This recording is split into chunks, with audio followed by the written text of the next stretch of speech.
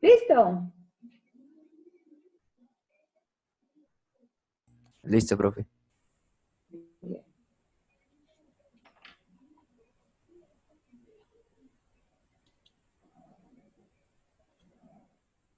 Bien, entonces íbamos en la formación del sinsitio, es decir, solamente hay división de los núcleos, más no del citoplasma. Las células se acomodan en las periferias del citoplasma y el citoplasma, como si tiene membrana celular, simplemente se invagina, cubre los núcleos para formar lo que es el blastodermo celular. ¿Listo? En el blastodermo celular, las células entonces ya se organizan para formar lo que es, o para identificarse lo que es la siguiente etapa, que es la gastrulación. Se caracteriza por la formación de las capas germinativas, el mesodermo, el ectodermo y el endodermo. Cada capa se caracteriza porque de ahí se forman los diferentes órganos. Del mesodermo se forman órganos o tejidos blandos, como es el músculo, como es el tejido óseo, algunos órganos como el corazón. Del ectodermo, entonces, se forma lo que es el sistema nervioso y la piel. Y del endodermo se forma entonces lo que es el intestino. Característica de la gastrulación, ¿cierto? Es que las células se reacomodan, no hay división mitótica. Entonces, en la gastrulación simplemente las células se desplazan dentro del embrión para formar las capas germinativas. Decíamos que en la formación de las capas germinativas, el mesodermo queda localizado, las células del mesodermo, en la parte ventral, las del ectodermo, que son las del azul, las células de color azul que se presentan en la gráfica, es el ectodermo donde se va a formar el sistema nervioso. Y la amarilla, que es el endodermo sí se localiza hacia los extremos. ¿Listo? Luego se invagina para formar lo que es el intestino.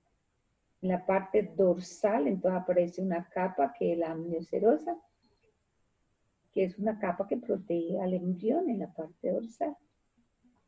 ¿Sí? Todo se da eso en la formación del embrión. Sin embargo, aparecen unas células en la parte posterior del embrión, que son las células germinales que van a determinar o van a formar los gametos, masculino o femenino. Sin embargo, el sexo está determinado en el momento en que se unen los pronúcleos. Hay una característica específica en el embrión de la mosca, y es que una vez que el embrión sale del huevo, digámoslo así, pasa por diferentes estadios, que son los estadios larvales o ISTAC, y son 3 estadios en los cuales crece la larva. Nosotros vamos a trabajar hasta ahí, un poco de la pupa, pero como la mosca, como organismo, no vamos a ver nada respecto a eso. Sin embargo, en la etapa de gastrulación, la larva tiene en la parte ventral, tiene unas dentículas o pelos que van a determinar o están localizados para determinar los parasegmentos, que es una característica de las moscas. Tienen parasegmentos o segmentos. Esos parasegmentos aproximadamente son 14.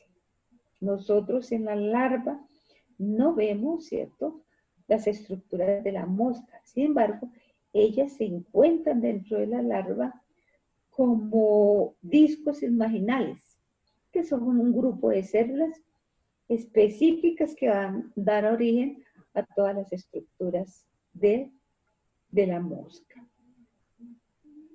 Lógico, para esto tiene que haber un establecimiento del eje, de los ejes corporales. La mosca tiene un eje, una simetría bilateral que le permite o nos permite reconocer cuál es la parte anterior y cuál es la parte posterior. Lo mismo que cuál es la parte ventral y cuál es la parte dorsal. En la parte anterior, entonces vemos lo que es la cabeza, el tórax y el abdomen. En la parte ventral vemos lo que es el neurodermo. Mire que en la mosca, ¿cierto? El sistema nervioso se encuentra en la parte ventral. Entonces, para que vean, es diferente a otros tipos de organismos. Estos ejes, tanto antero, posterior como dorso ventral, se establecen o vienen establecidos cuando la madre coloca o está formando el huevo, inclusive antes de fecundarse. ¿Por qué? Porque hay proteínas o hay transcriptos, genes específicos de la mosca madre. No quiere decir eso que la mosca o el embrión que se está formando no tenga los mismos genes, claro, ¿cierto? Posee los mismos genes, los que tiene la mosca adulta o la mosca madre, sino que no se expresan en estado embrionario. Por lo tanto, el establecimiento de los ejes corporales está establecido inicialmente por los genes maternos. Pues ellos establecen los genes maternos. ¿Listo? Esta última gráfica fue la que vimos, ¿cierto? ¿Sí? Sí, señora. Bien. Entonces ahí lo que observamos es que la parte anterior del embrión se encuentra una estructura que lo define como la parte anterior, que es el acrón, y en la parte posterior es el telson. Este es un corte transversal que nosotros vimos, en la cual se ven las capas germinativas. El mesodermo, que está en la parte dorsal, el ectodermo, que está en la parte media, la amniocerosa, que es de origen ectodérmico. Sin embargo, no vemos el endodermo. ¿Por qué? Simplemente porque no está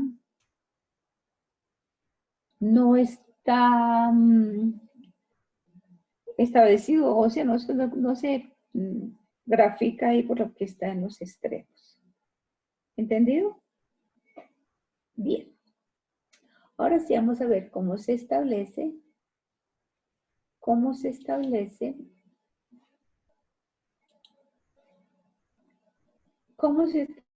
los ejes anteroposterior y dorso ventral en la mosca.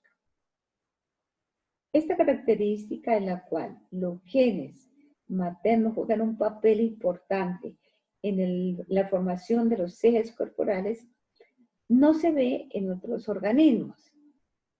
Puede que exista, pero todavía no se han atrapado dichos genes para uno decir, sí, cierto, son genes maternos. En la mosca sí.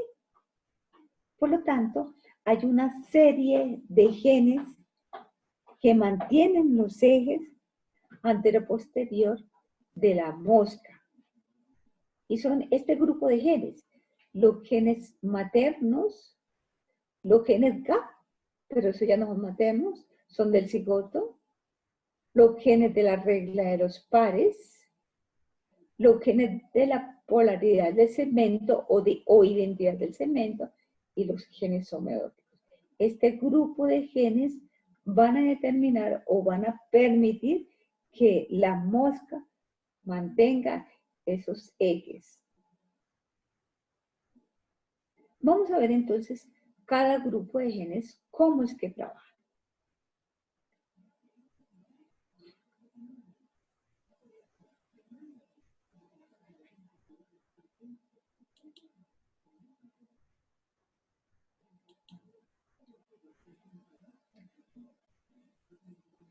Les comentaba que aproximadamente hay unos 50 genes maternos que participan en el establecimiento de estos dos ejes. Y estos genes se expresan en estado sincitial del embrión, acuérdense, en el estado sincitial, es decir, cuando solamente hay un citoplasma y como hay transcriptos de la madre y hay genes de la madre, hay proteínas de la madre, fácilmente se pueden mover sobre el citoplasma. Por eso es. Entonces, como se pueden mover fácilmente por el citoplasma, se pueden acomodar. Lógico, acuérdense que hay señales.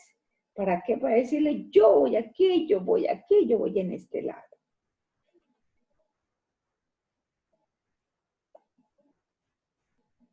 Los genes maternos, o no los genes, digamos los productos que son las proteínas, se distribuyen en el espacio. Y lógicamente que hay tres tipos de genes. Algunos genes o algunas proteínas, que es el producto de los genes, actúan como morfógenos, que era la consulta que usted tenía, que es un morfógeno.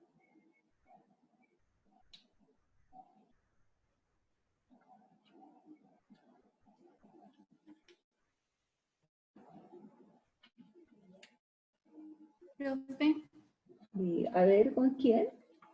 Catherine Robledo. Profe, yo encontré que el morfógeno es una molécula señal que gobierna un patrón de desarrollo testicular. Desencadena distintas respuestas celulares en función de la